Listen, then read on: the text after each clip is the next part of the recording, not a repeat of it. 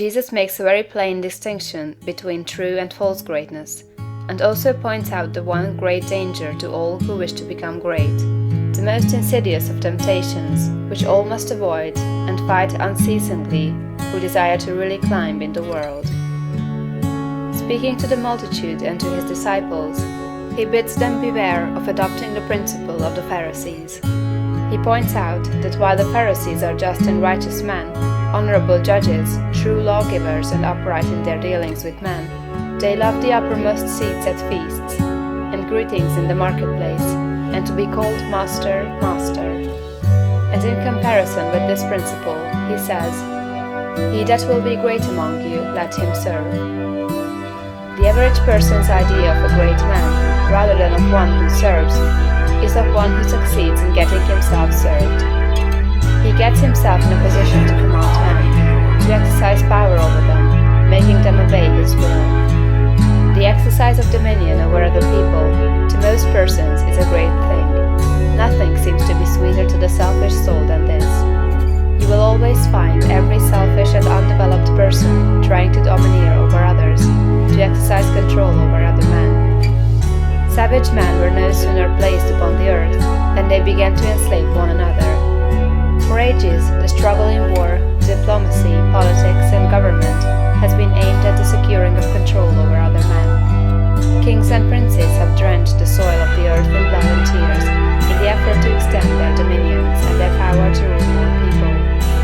The struggle of the business world today is the same as the one on the battlefields of Europe a century ago, so far as the ruling principle is concerned. Robert O. Ingersoll could not understand why men like Rockefeller and Carnegie seek for more money and make themselves slaves to the business struggle when they already have more than they can possibly use. He thought it a kind of madness and illustrated it as follows. Suppose a man had 50,000 pairs of pants, 75,000 vests, 100,000 coats, and 150,000 neckties. What would you think of him if he arose in the morning before light and worked until it was dark every day, rain or shine, in all kinds of weather, merely to get another necktie? But it is not a good simile. The possession of neckties gives a man no power over other men, while the possession of dollars does. Rockefeller, Carnegie, and other kind are not after dollars but power. It is the principle of the Pharisee. It is the struggle for the high place.